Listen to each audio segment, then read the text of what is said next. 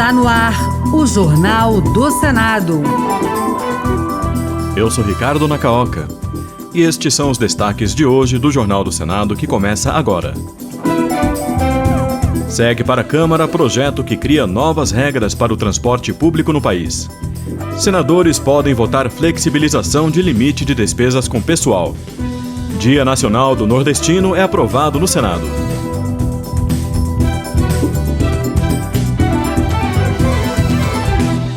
Boa noite. A Comissão de Infraestrutura do Senado aprovou o novo Marco Legal do Transporte Público Coletivo Urbano. A proposta estabelece novas regras e fontes de financiamento para tornar o sistema mais acessível, eficiente e sustentável. Repórter Paulo Barreira. A proposta busca integrar o transporte público em uma única rede, com participação da União, estados e municípios. Além disso, incentiva o uso de ônibus elétricos e outras tecnologias limpas para reduzir a poluição. O texto aprovado na Comissão de Infraestrutura prevê novas fontes de financiamento, como publicidade, créditos de carbono e taxas sobre estacionamentos privados, reduzindo a dependência das tarifas pagas pelos passageiros. O relator, senador veneziano Vital do Rego, do MDB da Paraíba, destacou a importância da modernização do setor. Consideramos necessária a atualização desse importante marco legal para aperfeiçoamento à sua execução de política de mobilidade urbana pelos entes federados. De fato, é urgente promover alterações de modo que a lei melhor espelhe a realidade do setor. Caso aprovado, estados e municípios terão até 5 anos para se adequar às novas regras. A transparência na compra de alimentos de agricultores familiares está na pauta da Comissão de Educação. Um dos objetivos da medida é aumentar a transparência e a eficácia na execução do Programa Nacional de Alimentação Escolar. Mais informações com o repórter Pedro Pincer. A Comissão de Educação já pode votar o projeto do senador Beto Faro, do PT do Pará, que obriga os gestores municipais a notificarem as associações e cooperativas de trabalhadores rurais sobre a decisão de não comprar os seus produtos para a merenda escolar. Se discordarem da medida, as entidades representativas dos produtores terão um prazo determinado pelo Fundo Nacional de Desenvolvimento da Educação para contestá-la. Segundo o autor, um dos objetivos da proposta é aumentar a transparência e a eficácia na execução do Programa Nacional de Alimentação Escolar.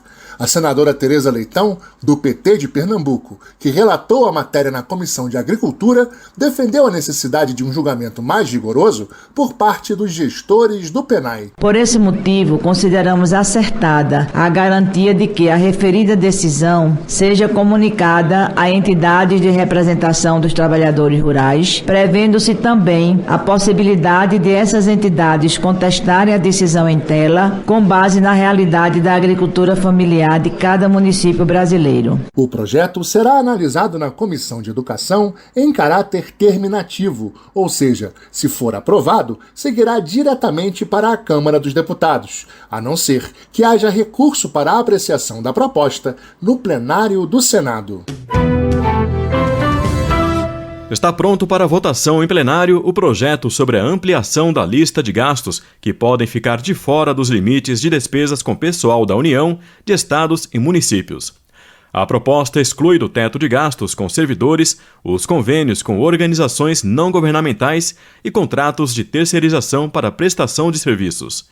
Repórter Bruno Lourenço. O projeto de lei que deixa de fora dos limites com despesas de pessoal da União, estados e municípios os gastos para fomentar o chamado terceiro setor e para a contratação de empresas, cooperativas ou organizações da sociedade civil para a prestação de serviços especializados foi aprovado em dezembro do ano passado na Comissão de Assuntos Econômicos. O senador Efraim Filho, do União da Paraíba, foi o relator na CAI e disse que essa flexibilização, pedida por vários prefeitos e governadores, não significava o fim do equilíbrio fiscal. Que o abatimento propugnado não afasta a competência dos tribunais e conselhos de conta de avaliar o equilíbrio das contas públicas dos poderes ou órgãos autônomos em face da nova metodologia de contabilização das despesas com o pessoal, alertando-os sobre os riscos fiscais advindos do uso indiscriminado do espaço fiscal criado. A proposta precisa agora da aprovação do plenário do Senado para seguir a análise da Câmara dos Deputados.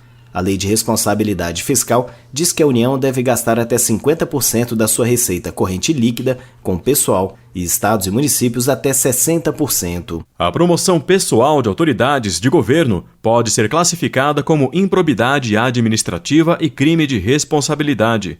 O projeto, que traz determinação a ser aplicada nas 3 esferas do poder público, precisa ainda ser votado pelos senadores e na Câmara dos Deputados.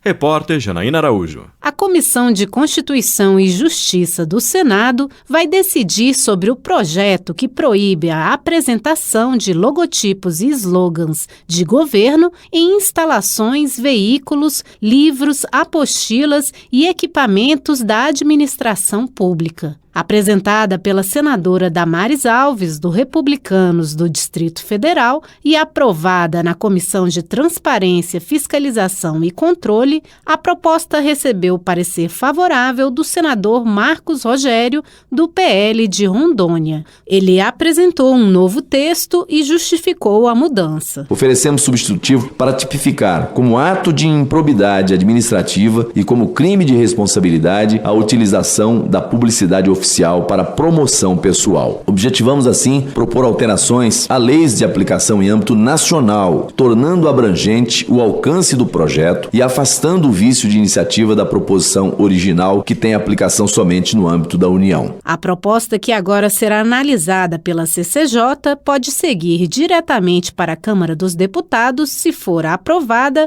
e não houver pedido para análise em plenário. A Comissão de Educação aprovou e já encaminhou para a Câmara dos Deputados o projeto que institui o Dia Nacional da Nordestina e do Nordestino.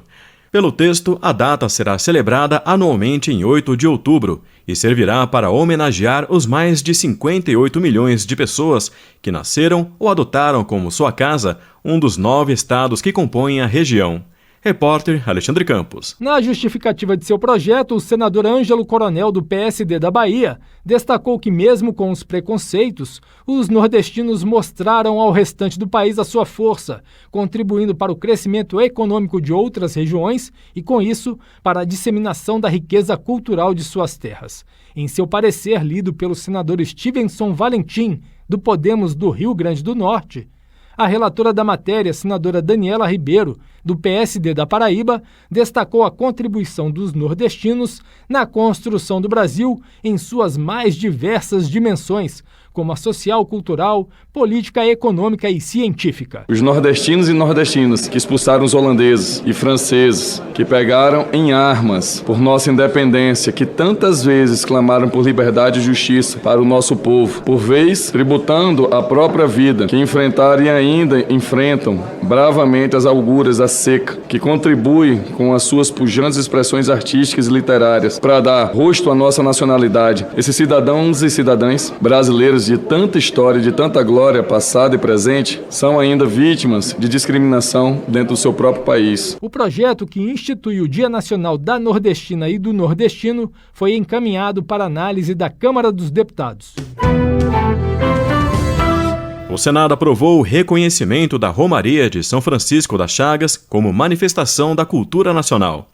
A proposta aguarda agora a votação na Câmara dos Deputados. Repórter César Mendes. Realizada anualmente entre 24 de setembro e 4 de outubro, a Romaria de São Francisco das Chagas é considerada a maior romaria franciscana das Américas, reunindo cerca de 1 milhão de visitantes no santuário, na cidade de Canindé, no Ceará. O senador Wellington Fagundes, do PL de Mato Grosso, explicou que a tradição da romaria remonta ao século XVIII, quando a devoção a São Francisco começou a tomar forma na região, culminando na construção da primeira capela dedicada ao santo. Trata-se de um evento de profunda expressão religiosa e cultural, refletindo a identidade do povo brasileiro. A matéria foi aprovada em votação terminativa pela Comissão de Educação no ano passado e, como não houve recurso para a votação no plenário, seguiu para análise da Câmara dos Deputados.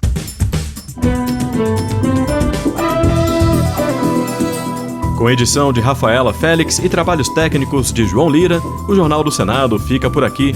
Acompanhe agora as notícias da Câmara dos Deputados. Boa noite.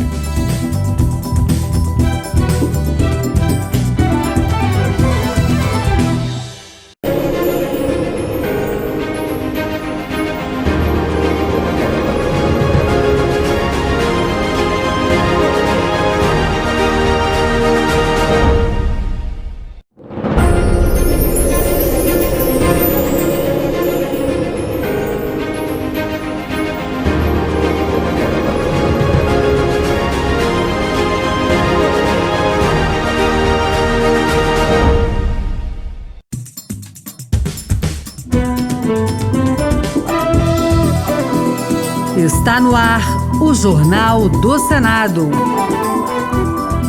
Eu sou Ricardo Nacaoca. E estes são os destaques de hoje do Jornal do Senado, que começa agora.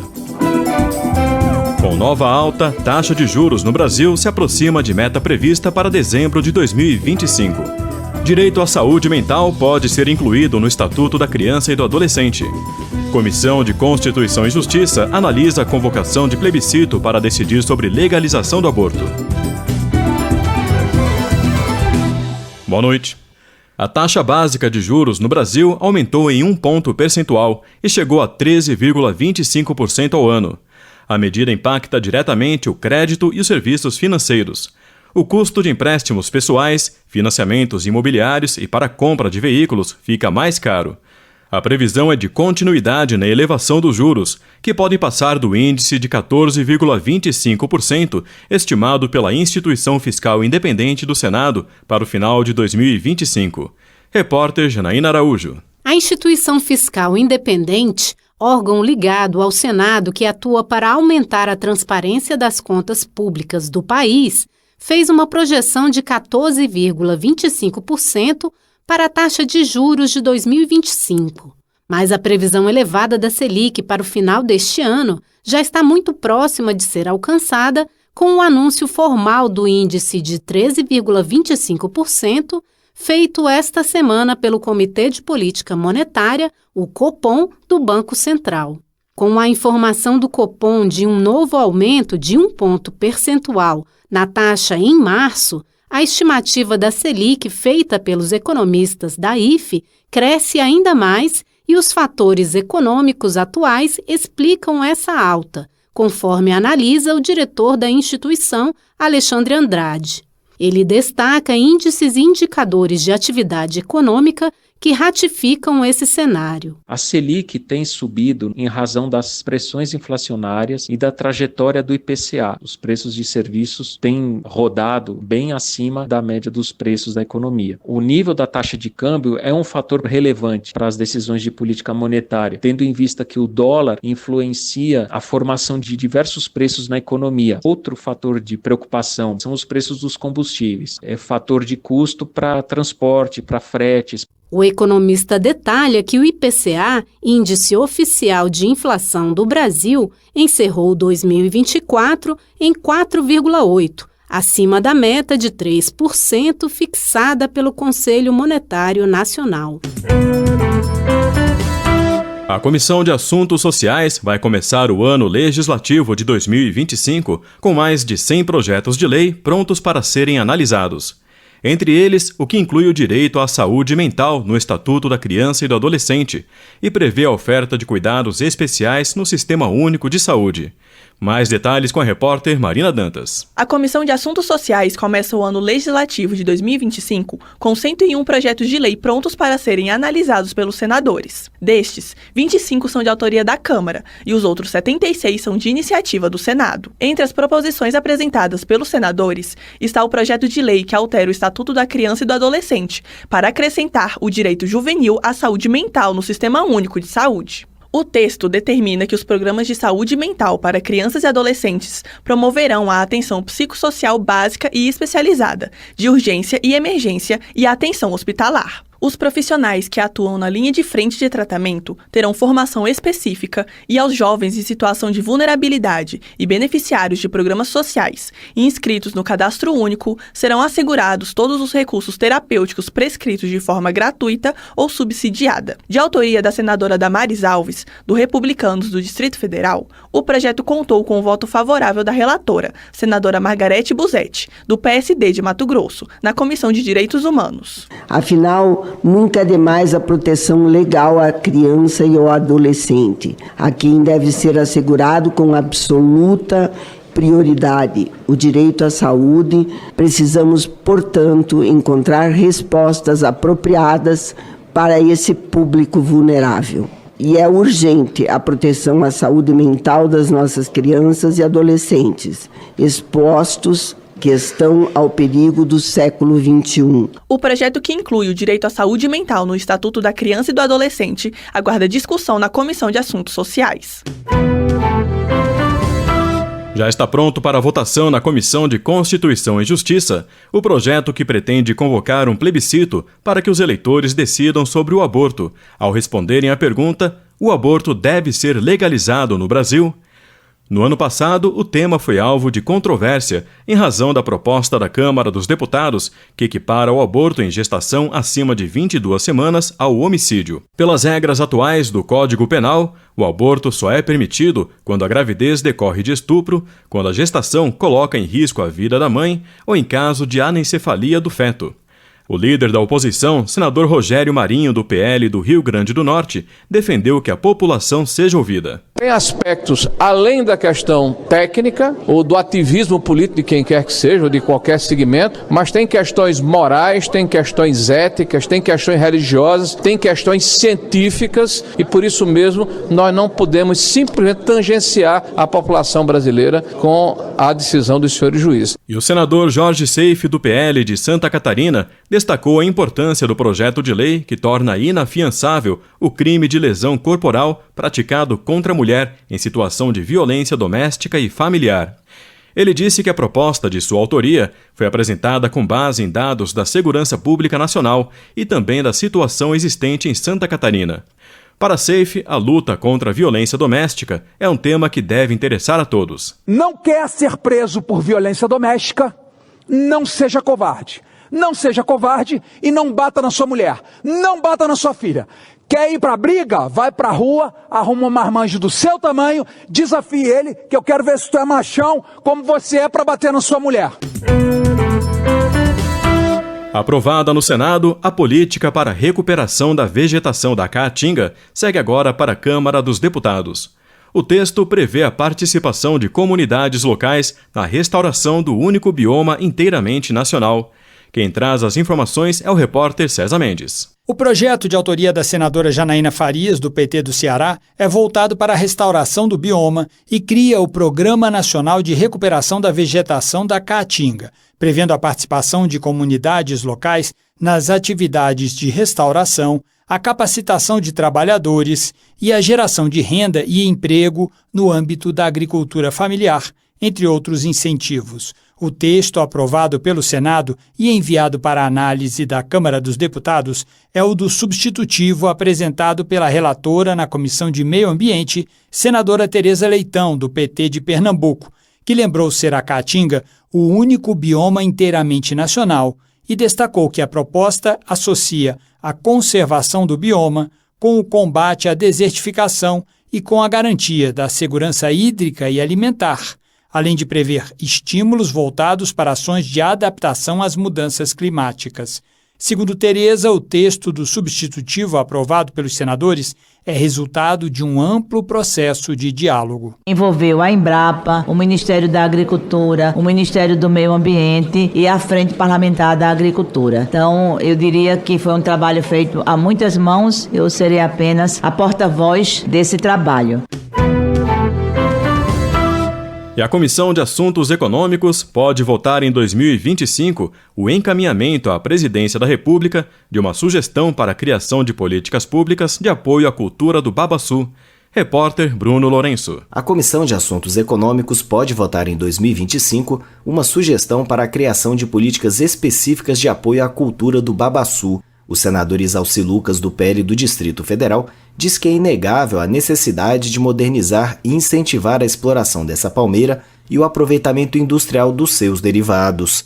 Ele lembrou que o babaçu está presente em uma área marcada pelas secas. Entende-se que a cultura do babaçu merece a atenção do poder público, principalmente porque pode trazer reflexos positivos para uma região que sofre constantemente com adversidades climáticas. A ideia original do senador Everton, do PDT do Maranhão, seria criar um fundo de apoio à cultura da palmeira do babaçu, mas para evitar possível ilegalidade de criação de um fundo público por iniciativa de parlamentar, a proposta foi convertida em sugestão ao Poder Executivo.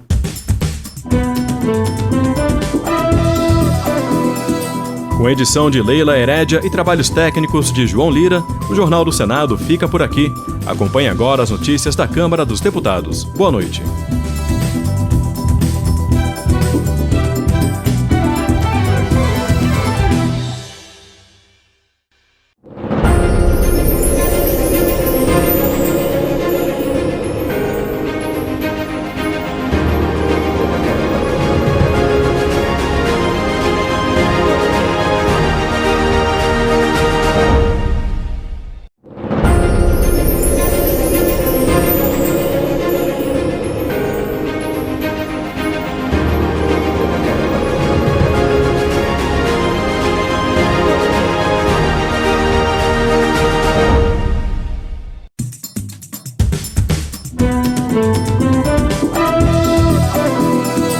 Está no ar o Jornal do Senado. Eu sou Ricardo Nacaoca e estes são os destaques de hoje do Jornal do Senado que começa agora. Senadores escolhem novo presidente da Casa neste sábado. Número de doenças obrigatoriamente monitoradas em recém-nascidos pode ser ampliado. Projeto determina a criação de comissão de prevenção à trombose em hospitais.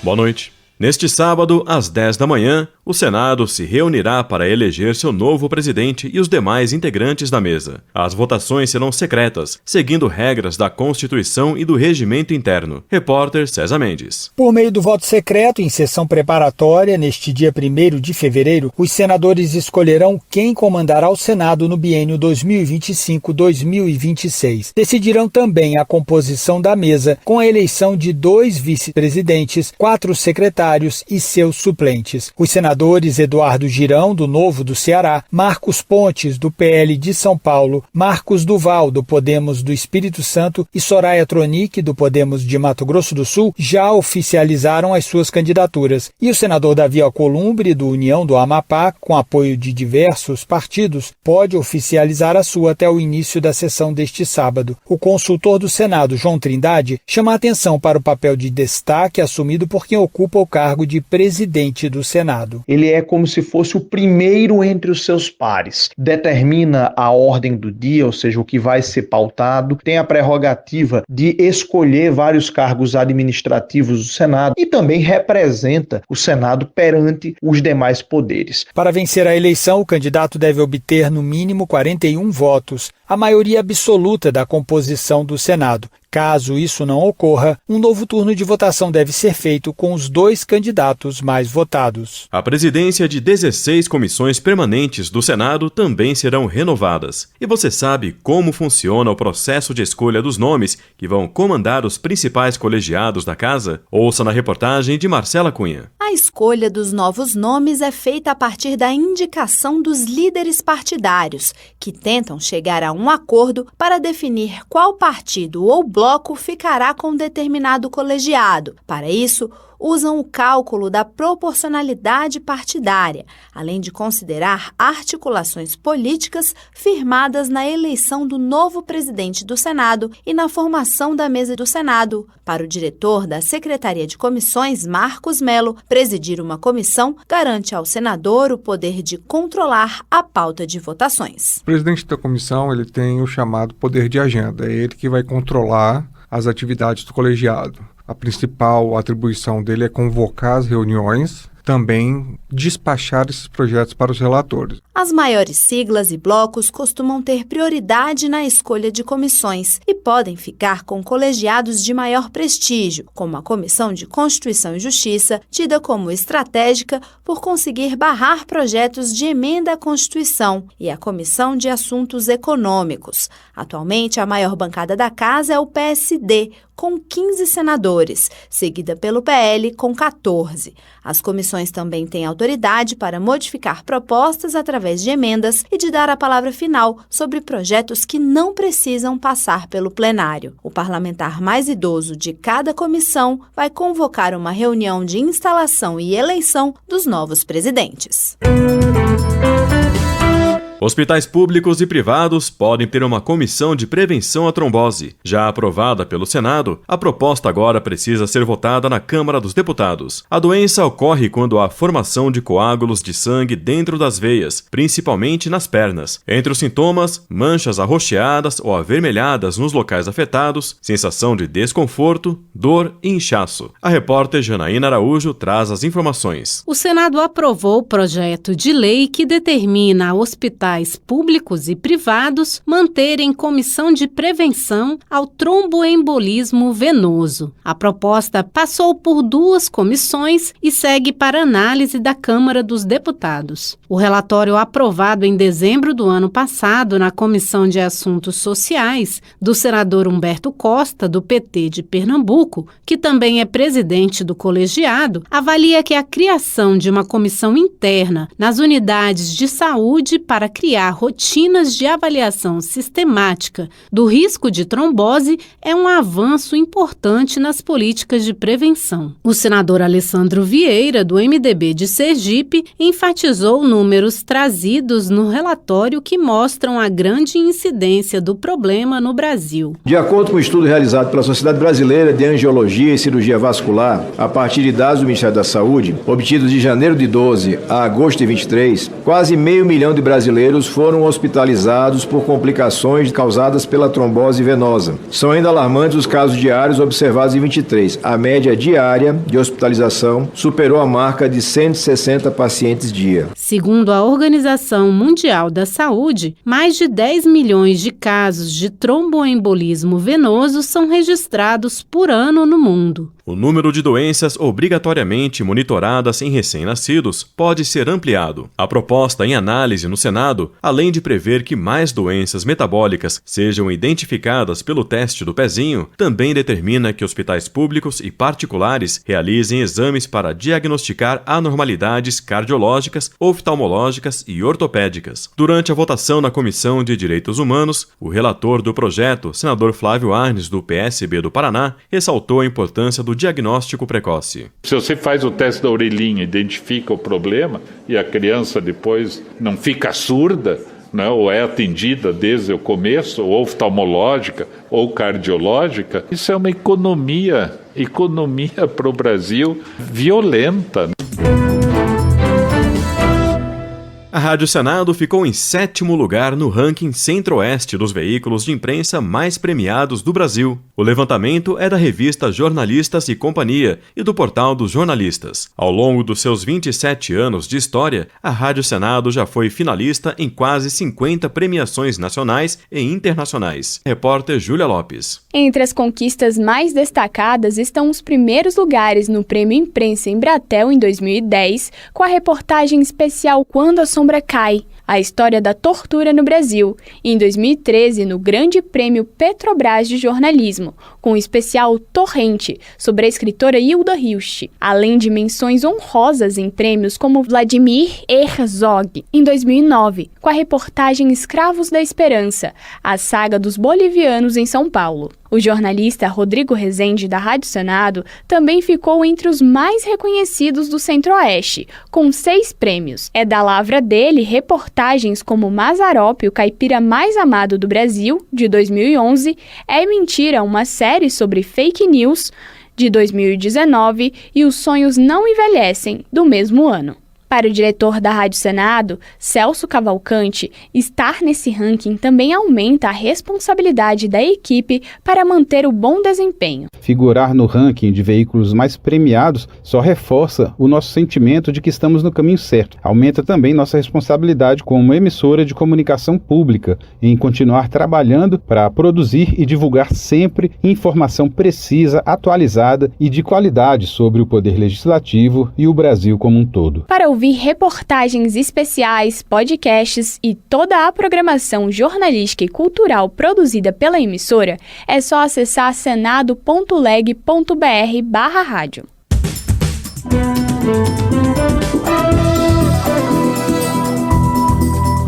Com edição de Leila Herédia e trabalhos técnicos de Eliseu Caires, o Jornal do Senado fica por aqui.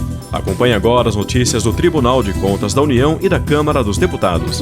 Boa noite e um bom fim de semana.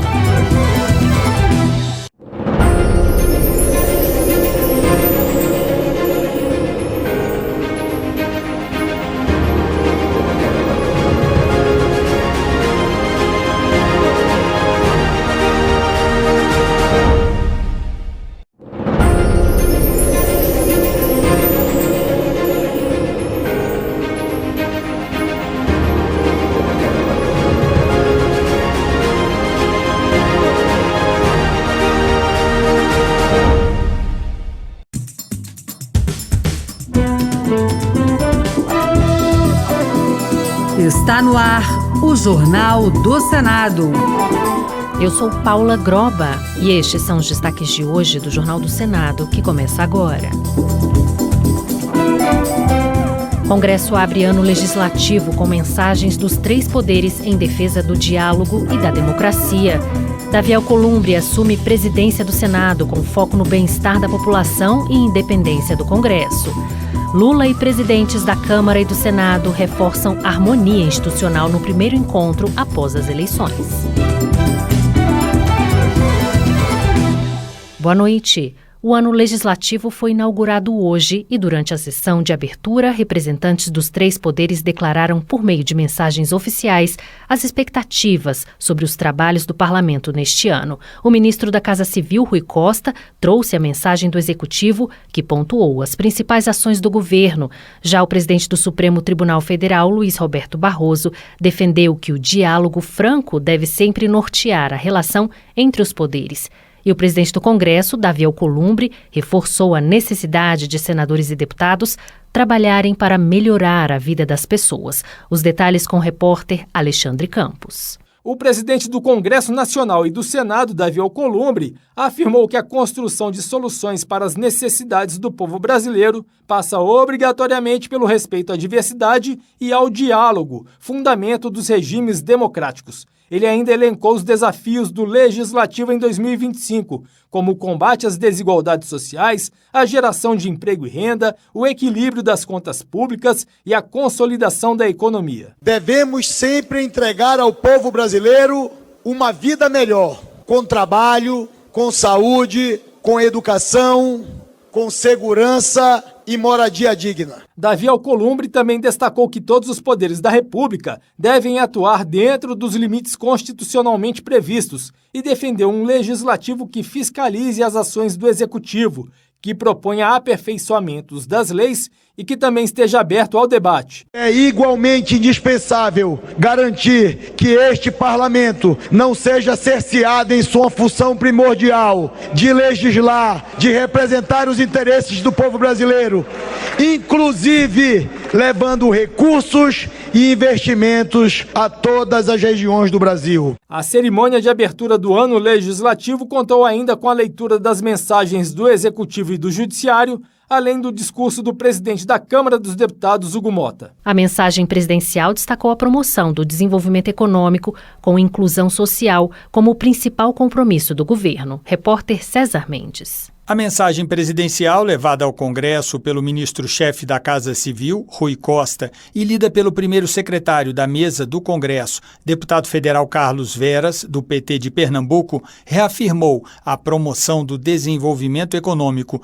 com inclusão social como compromisso central do atual governo. O emprego formal tem crescido em todos os setores e em todos os estados da federação. O desemprego está nos menores níveis da série histórica. O salário mínimo voltou a ter ganho e continuará subindo. Outro destaque foi o protagonismo do Brasil no cenário internacional, com a realização da cúpula do G20 no Rio de Janeiro, em novembro do ano passado, e o consenso em torno dos temas levados à reunião. Combate à fome e à desigualdade, enfrentamento da crise climática, construção de uma nova governança global e a taxação dos super ricos. A conclusão das negociações do acordo comercial Mercosul, União Europeia, e a aprovação da reforma tributária pelo Congresso, após 30 anos de discussões, também foram lembrados. Já na mensagem do Poder Judiciário, o presidente do STF, Luiz Roberto Barroso, reforçou que o diálogo entre os 3 poderes é aberto e franco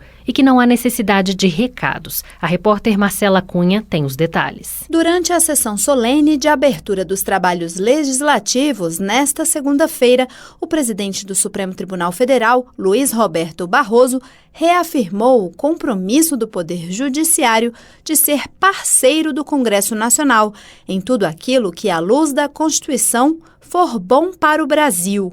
Barroso afirmou ainda que é natural que haja divergências nas relações institucionais, mas que os atuais chefes dos poderes torcem pelo sucesso um do outro. Entre nós não há necessidade de recados, nós temos conversa direta, aberta e franca de pessoas que se querem bem e que se ajudam. Entre os senadores, o discurso repercutiu de forma positiva. Para o senador Efraim Filho, do União da Paraíba, o tom da mensagem reforça o entendimento de que os novos presidentes do Senado, Davi Alcolumbre, e da Câmara, Hugo Mota, têm juntos o poder de ampliar o poder de negociação do Congresso Nacional, especialmente em relação ao Supremo. Tem juntos um perfil ali que une força e serenidade, que é capaz de restabelecer essa relação equilibrada entre os poderes, governo e Supremo especialmente. Entre os temas sensíveis que envolvem o Congresso Nacional e o STF estão as emendas parlamentares,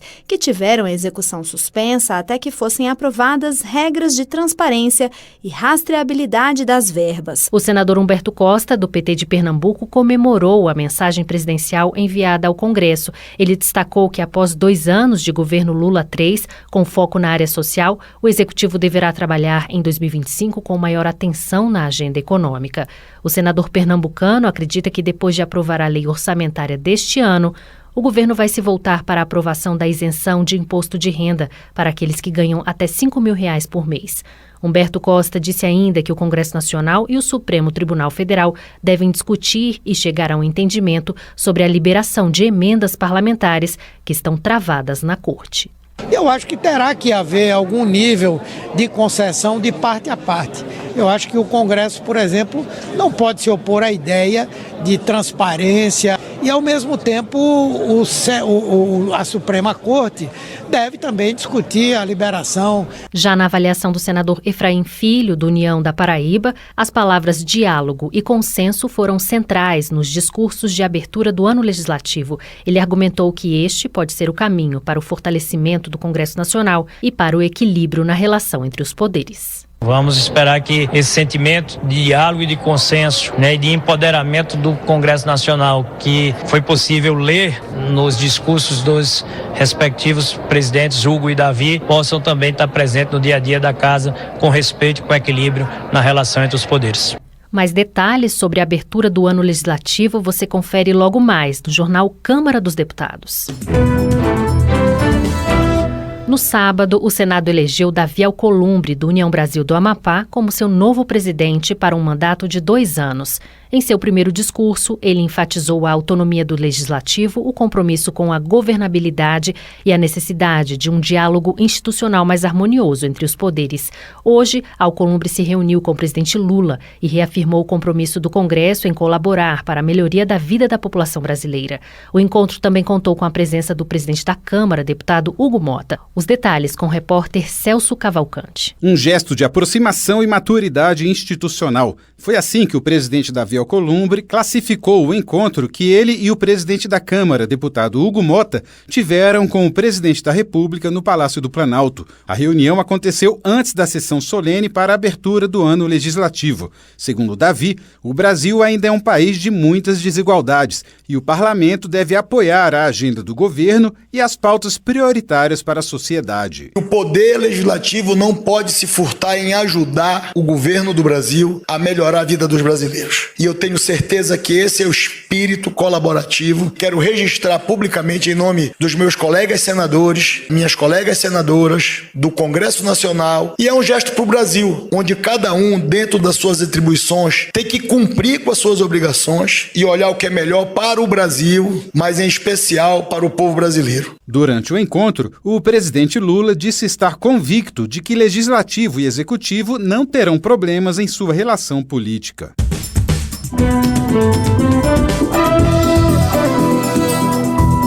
Com trabalhos técnicos de Eliseu Caires, o Jornal do Senado fica por aqui. Acompanhe agora as notícias da Câmara dos Deputados. Boa noite e até amanhã.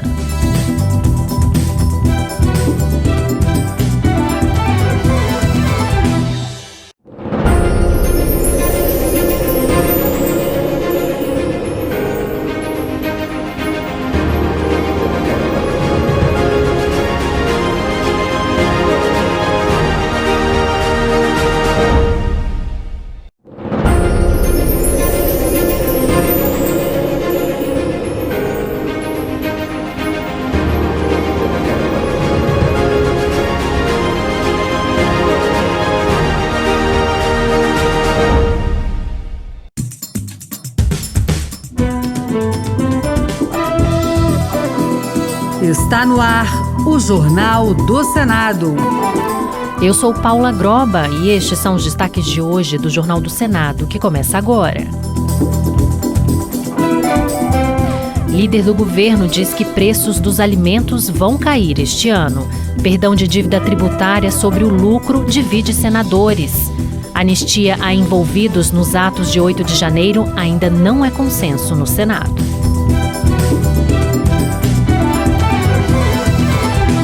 Boa noite. A alta dos preços tem diminuído o poder de compra da população, especialmente quando se trata de alimentos. Mas o líder do governo no Congresso, o senador Randolfo Rodrigues, acredita que os preços devem cair ainda este ano. Já a oposição mantém um tom pessimista e não acredita em uma melhora dos preços em 2025. Segundo o Banco Central, a inflação deve fechar o ano acima da meta de 3%, podendo atingir até 4,5% dentro da margem de tolerância prevista para o primeiro semestre. A repórter Érica Christian traz as informações. Segundo o IBGE, o país registrou uma inflação de 4,83% no ano passado, acima da meta do governo de 4,5%. A alta dos alimentos foi o que mais pressionou o indicador. Especialistas apontam problemas na safra, como as secas e as chuvas, além da valorização do dólar, como responsáveis pela alta dos preços. O líder do governo no Congresso Nacional, senador Randolfo Rodrigues, do PT do Amapá, avalia que a inflação deverá cair neste ano pelo bom desempenho da economia e descartou medidas intervencionistas, como o tabelamento dos preços, para diminuir a inflação. O Brasil tem uma péssima experiência de intervenção de cavalo de pau na economia. Na economia não se dá cavalo de pau. Ao passo que a gente dá a tranquilidade necessária de que este é um governo com responsabilidade fiscal e o temos feito com o menor déficit dos últimos anos no ano de 2024, as coisas vão fluindo para o curso natural. Já o senador Jorge Seife, do PL de Santa Catarina, responsabiliza a política econômica pela alta da inflação. A alta dos alimentos é uma soma de fatores da falta de governança na nossa economia. É a fuga de capitais, é inflação galopante, são juros altos, alta de combustíveis, alta nos alimentos,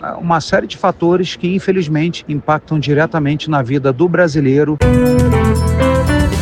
Neste ano, 47 propostas já foram apresentadas aqui no Senado, incluindo projetos de lei e propostas de emenda à Constituição. Os temas abordam desde o combate às desigualdades regionais até o uso da força por policiais e novas regras para o monitoramento de operações financeiras como o PIX. O primeiro projeto de lei apresentado em 2025 trata do chamado processo estrutural na Justiça. De autoria do senador Rodrigo Pacheco, do PSD de Minas Gerais, o texto é fruto do trabalho de uma comissão de juristas que se reuniu no ano passado. Já a primeira proposta de emenda à Constituição, apresentada neste ano, busca garantir na Carta Magna as obrigações da União de financiar a manutenção das polícias civil, penal, militar e do Corpo de Bombeiros do Distrito Federal por meio do Fundo Constitucional. O autor da iniciativa, o senador Isalci Lucas, do PL do Distrito Federal, argumenta que apesar de Brasília ser a sede dos três poderes, há constantes ameaças de cortes nos recursos do fundo. Para ele, a inclusão dessa garantia na Constituição é essencial para garantir a estabilidade do financiamento. O Senado vai analisar um projeto que pode perdoar dívidas de empresas que deixaram de pagar a contribuição social sobre o lucro líquido, a CSLL, criada para financiar a Seguridade Social. Mas a proposta em discussão gera controvérsias entre os senadores. A repórter Marcela Cunha traz os detalhes. A contribuição social sobre o lucro líquido foi criada em 1988 para financiar a Seguridade Social, mas muitas empresas recorreram à justiça e venceram. No entanto, em 2007, o Supremo Tribunal Federal declarou sua obrigatoriedade e, em 2016, decidiu pelo pagamento retroativo. Mas um projeto do senador Hamilton Mourão, do Republicanos do Rio Grande do Sul, prevê o perdão dessas dívidas. Para a senadora Zenaide Maia, do PSD do Rio Grande do Norte, seria abrir mão de um dinheiro que poderia ser usado para melhorar a vida da população. Não se pode cortar do orçamento público os gastos primários, que são exatamente o dinheiro público, ou seja, o dinheiro do povo destinado à saúde, à educação, à assistência social e à segurança pública. Já o relator do projeto, o senador Sérgio Moro, do União do Paraná, alerta que as empresas podem falir com o pagamento de 15 anos de tributos atrasados. Ou o país tem segurança jurídica ou não tem segurança jurídica. E quando se tem, de repente, uma decisão judicial que a gente respeita, mas que obrigaria as empresas a recolher 15 anos de tributos, isso pode gerar uma série de problemas. Sérgio Moro apresentou um texto alternativo que permite o parcelamento dos débitos gerados entre 2017 e 2022. Já aprovada pela Comissão de Constituição e Justiça, a proposta será analisada agora pela Comissão de Assuntos Econômicos. E o projeto de lei que propõe a criação de uma política nacional de incentivo à fabricação de motores pode ser analisado ainda este ano pela Comissão de Ciência, Tecnologia, Inovação e Informática. A proposta busca fortalecer a indústria nacional e reduzir a dependência de tecnologias importadas. O texto prevê medidas de financiamento, crédito facilitado e investimentos em inovação, incluindo o incentivo à produção de motores elétricos no Brasil. Autor do projeto, o senador Esperidião Amin, do PP de Santa Catarina, defende a necessidade de investimentos nesse setor para o desenvolvimento tecnológico e industrial do país. Por que não estimulamos ainda a fabricação nacional de motores? Por um descuido, porque nós temos a tradição de cuidado da matéria-prima e não do valor agregado e da tecnologia. Isso é um passo para a tecnologia. Dados do Ministério do Trabalho revelam que no ano passado o número de trabalhadores encontrados em condições análogas à de trabalho escravo foi o maior desde 2009. No Senado, um projeto de lei pretende reprimir a chamada escravidão moderna com a expropriação de imóveis rurais e urbanos, onde seja encontrada a exploração de trabalho análogo à escravidão. A reportagem é de Marina Dantas. O coordenador-geral de erradicação do trabalho escravo do Ministério dos Direitos Humanos, Paulo César Fung Alberto, lembrou do caso de Sônia Maria de Jesus, que foi resgatada em 2023 do trabalho em condições análogas à escravidão, em uma operação na casa do desembargador do Tribunal de Justiça de Santa Catarina, Jorge Luiz de Borba, em Florianópolis. Essa questão das mulheres está sendo bem tratada e o caso Sônia serve, inclusive, para chamar a atenção da sociedade e dizer que, principalmente na questão do trabalho doméstico, escravo, a maior incidência são de mulheres negras. Então é preciso de um tratamento especial e a gente está trabalhando com essa prioridade para esse tipo de coisa. No Senado, um projeto de lei pretende coibir a escravidão moderna no país, com a expropriação de propriedades rurais e urbanas, onde seja encontrada a exploração de trabalho análogo à escravidão. De autoria do senador Randolfo Rodrigues, do PT do Amapá, a proposta conta com relatório do senador Paulo Paim, do PT do Rio Grande do Sul, que será apreciada na Comissão de Assuntos Sociais. Não podemos mais permitir que trabalhadores, seja no campo ou na cidade, vivam em condições degradantes, em condições de trabalho escravo. Dignidade, respeito e justiça é o que queremos para o nosso povo. O projeto que expropria áreas de trabalho escravo tem caráter terminativo na Comissão de Constituição e Justiça.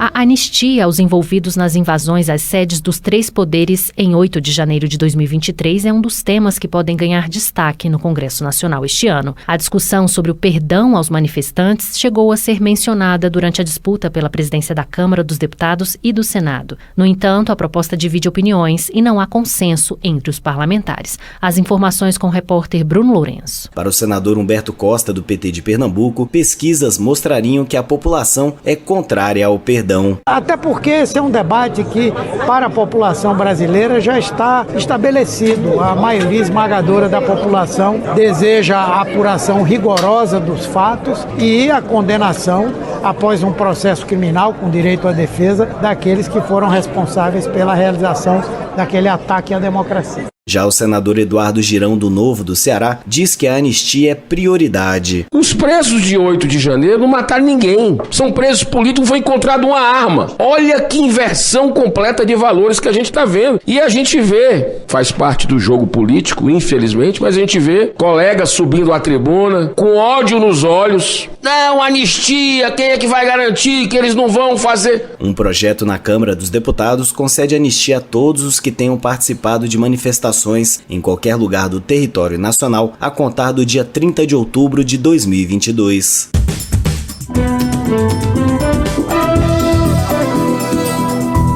Com trabalhos técnicos de Eliseu Caires, o Jornal do Senado fica por aqui. Acompanhe agora as notícias da Câmara dos Deputados. Boa noite e até amanhã.